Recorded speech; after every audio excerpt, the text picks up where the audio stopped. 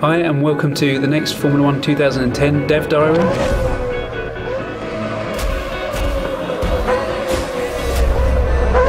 It's about making the most authentic experience possible, and it's also about making the car handling predictable and consistent. I think there's huge interest in terms of the balance that we have for arcade or simulation handling, and personally my preference has always been to go down the simulation path. You can make a realistic sim easier to play for somebody, but it's very, very difficult to take an arcade handling system and make that appeal to the people that prefer the simulation handling. Yeah, well, I'm the Brawn test and reserve driver from 2009. Part of that job is developing the simulator as well. We've had access to the teams, to the engineers, to the drivers. So what I do is try and bounce my level of expectation off Ant, who gives us a lot of feedback week by week.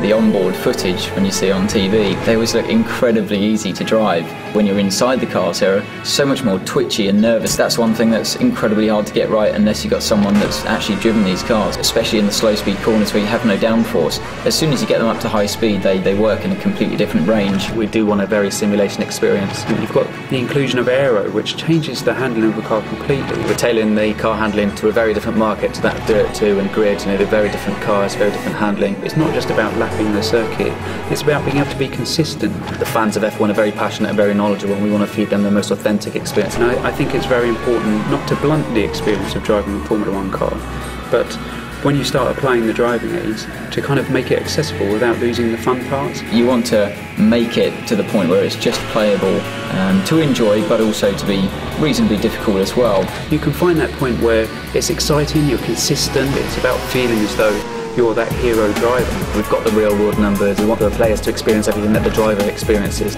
From the real car to the computer game, it's very realistic. Handling is key in Formula 1.